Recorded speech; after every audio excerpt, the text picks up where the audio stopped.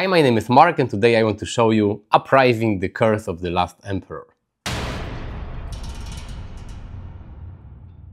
To be honest, I don't want to show you Uprising: Curse of the Last Emperor because I already did video about this game. I did an unboxing in the past and an overview video. Today I want to focus on the new GameFound campaign that is launching in October, and about the new things that will be introduced in this GameFound campaign.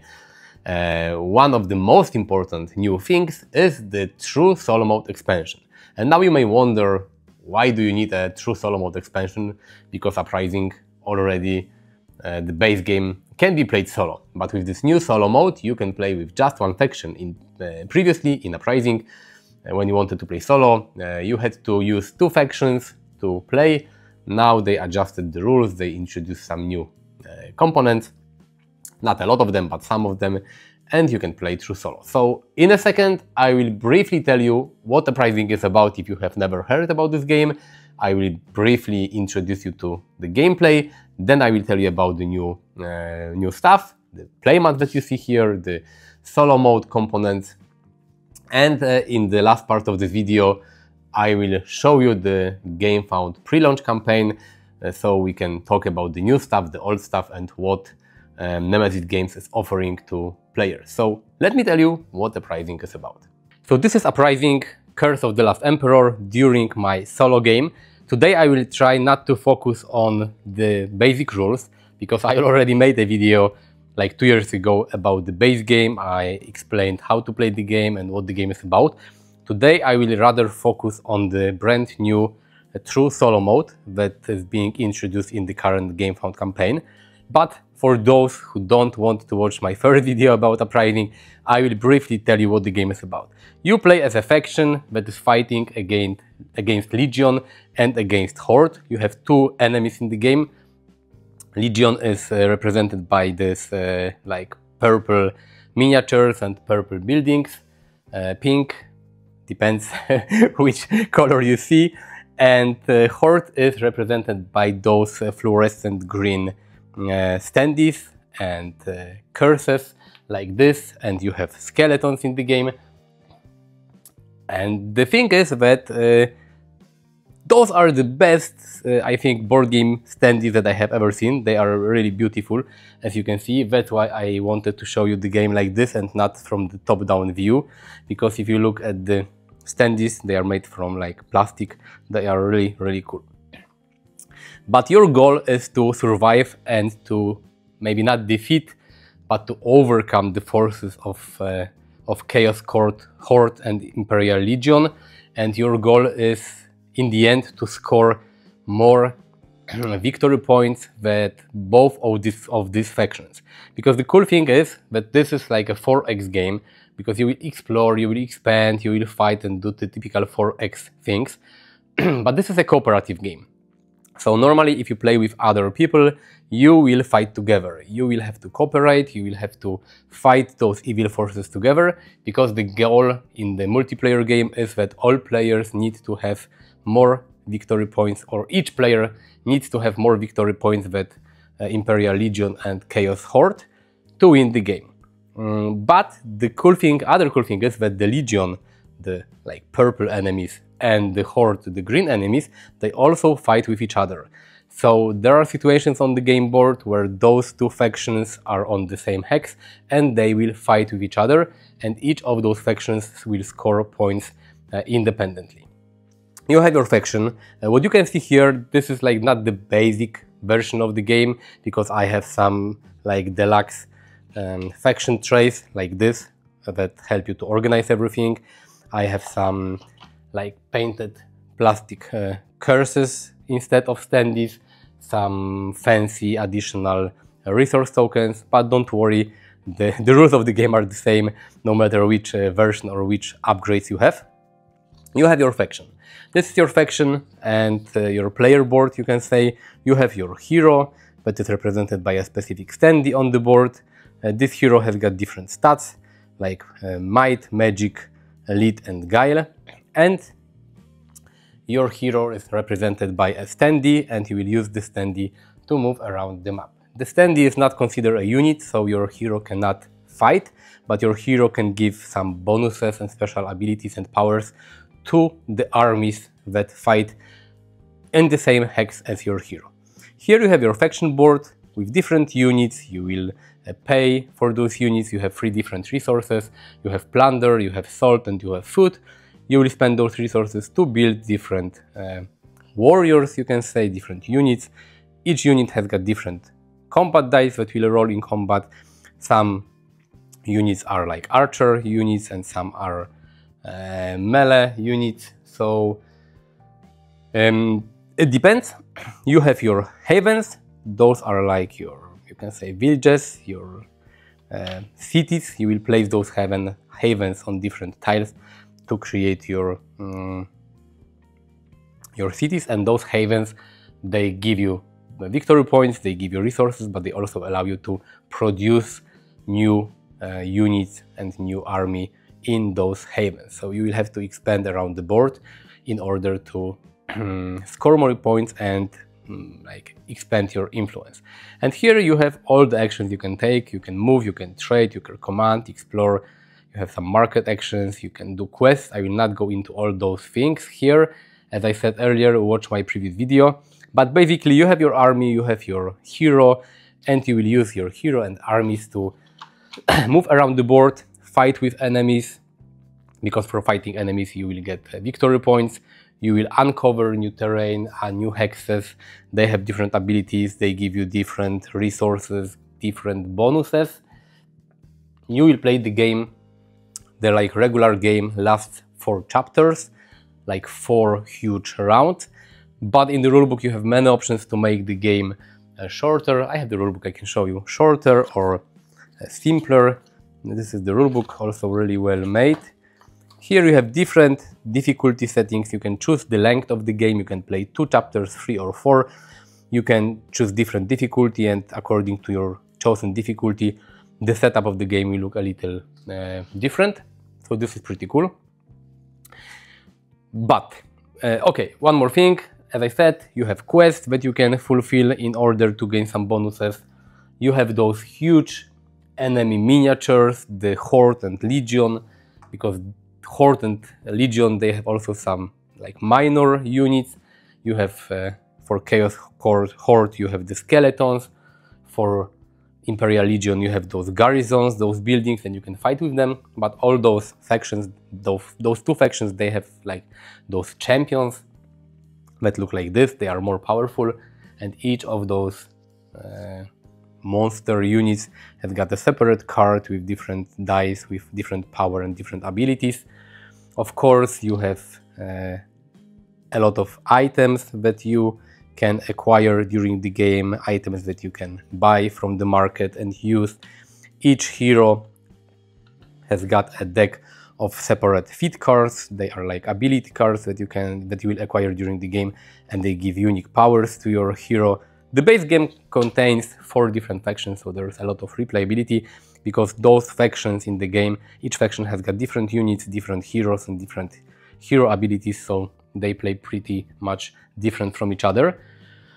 But, so this is the, you can say, base game, the regular game of Uprising.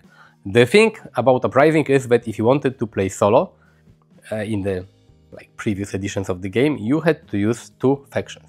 The minimum number of factions was 2. So you as a solo gamer, you had to use 2 factions with 2 player boards, 2 different heroes, 2 types of units. Everything was like double. It was not a big problem, because the game, even though it looks a little complex, it's not that complex. The rulebook is written really well and teaches you the game in a good and, you know, a proper way. Managing 2 like player boards with all those tokens and factions and enemies and units was a little complex sometimes, especially during later stages of the game, where you had more enemies and more of your units on the board. It took some time to play the game solo with 2 factions. So now they introduced the true solo mode that allows you to play with just 1 faction. The first new thing that you see here on the screen, but you may be not aware of it, But what you see here, this is a neoprene playmat. You can see here it's made from neoprene, and this playmat is made specifically for solo. You may ask, what's the difference with this playmat and the previous playmat, or this playmat and the boards included in the base game? The orientation is different. The layout of all those sideboards on the left here and on the right is different, so all the cards are facing you. The map in the middle, the play area, is also a little different, because as you can see here in the rulebook, normally when you play the game, depending on the player count, the layout of tiles is different.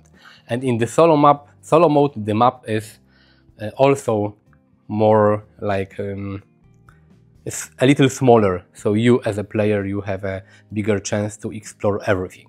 So there is the new playmat. Of course, you don't have to get the playmat, because I think in the true solo mode expansion there will probably be a new game board, cardboard game board, that you will be able to use instead of the multiplayer board that was in the base game. But the neoprene playmat is really cool. It helps you to organize. Also, as you can see on the left, you have this big track that reminds of all the phases of each round. You can see all the hints, and basically with this tracker here, you can track everything what needs to be done in every stage of each round. So the playmat. But the biggest change is that now you can finally play Uprising solo. You can use only one faction and the game scales accordingly. The difference is that normally when you play Uprising, you have one hero. As I said, hero is not a typical unit. It's used to move around the board, to uncover hexes, to explore the board, and to help your armies with special abilities. When you play solo, you will use a second hero. You can use a second hero from the same faction, or a second hero from another faction, which is, I think, more interesting because you have more variety. The second hero will use, of course, its own standee, but the second hero will also use the dedicated deck of feat cards, the special abilities. So you have one army, one faction, but two different heroes.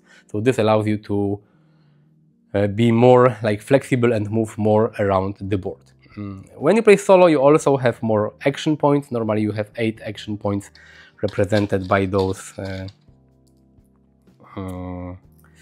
gems here.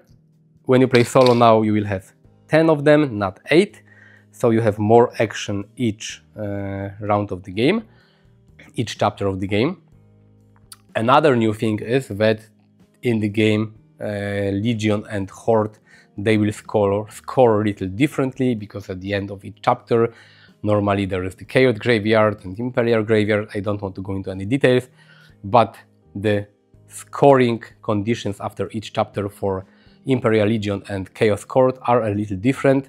Basically, the more units Legion and Horde will defeat each round, the more points they will get, because now they get points for each single unit they defeat, each unit of other faction.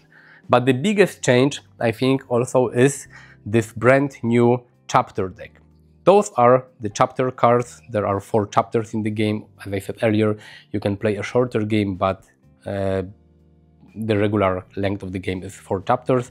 And those chapters are the cards that you reveal each round of the game. They tell you what enemies you should place on the board. They give you some bonuses and benefits, and sometimes some additional tests that you can do.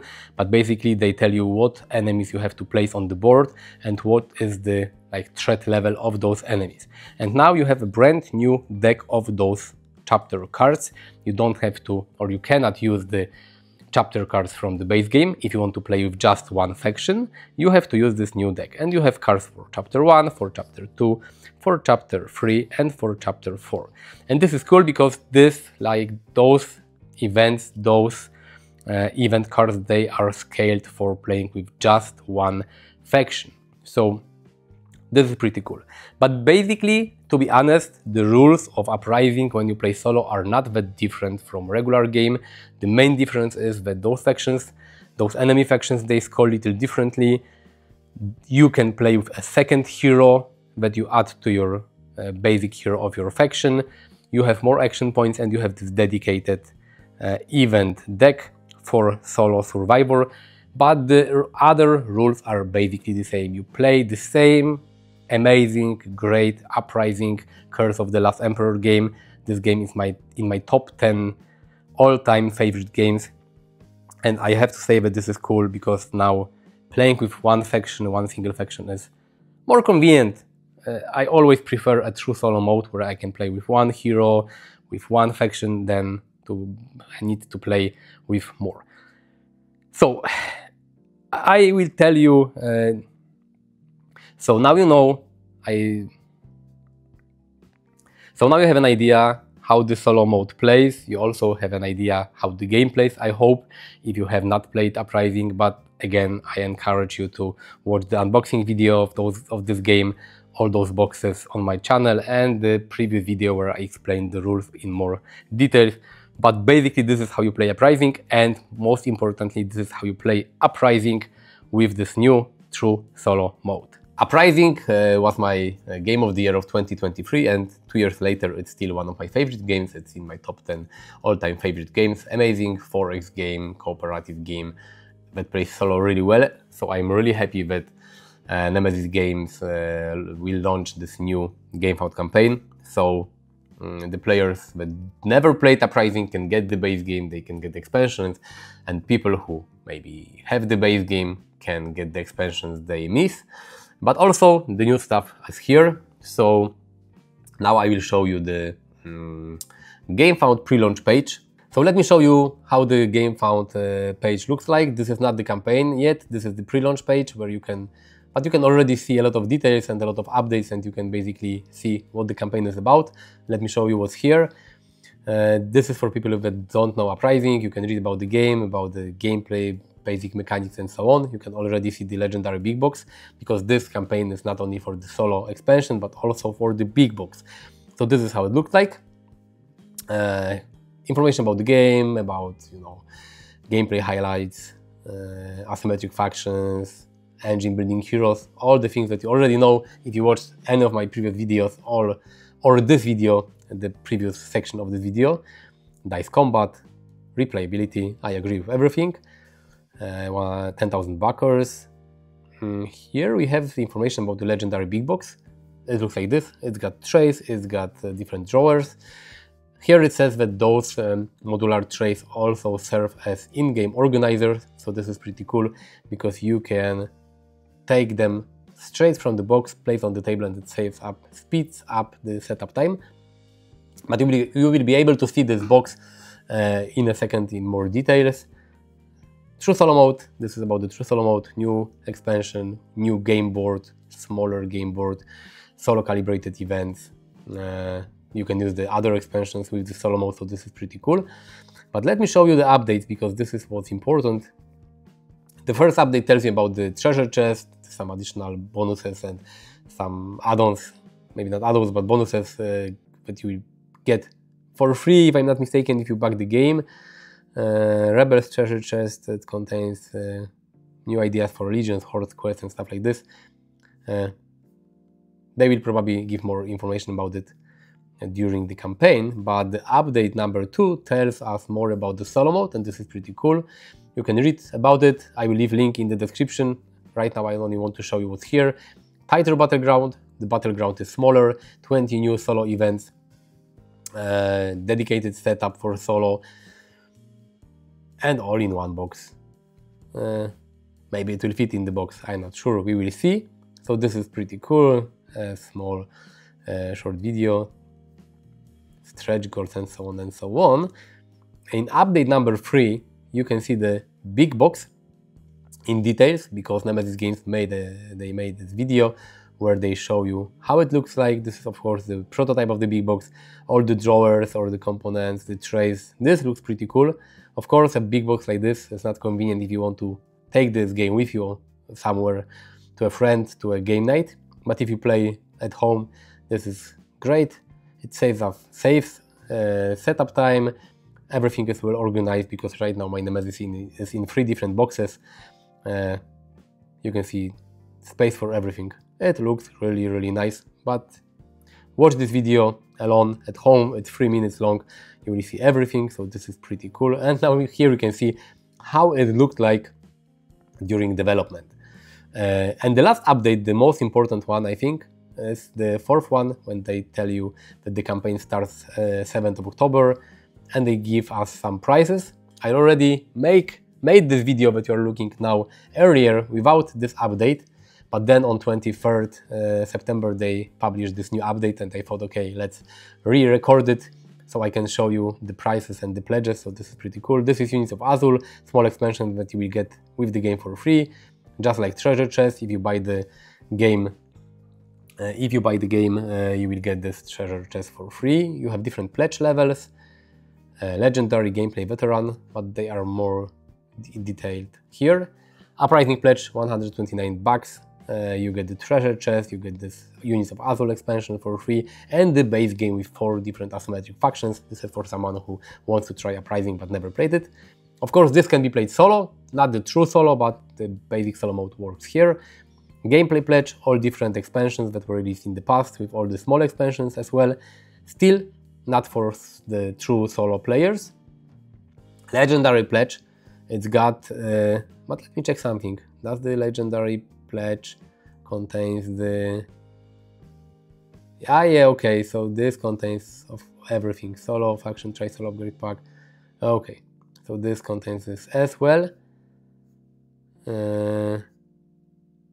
Okay, this is it. All the... everything, really everything you can get for Uprising for 99. But if you already have some stuff for Uprising, you can get the solo upgrade pack for $49.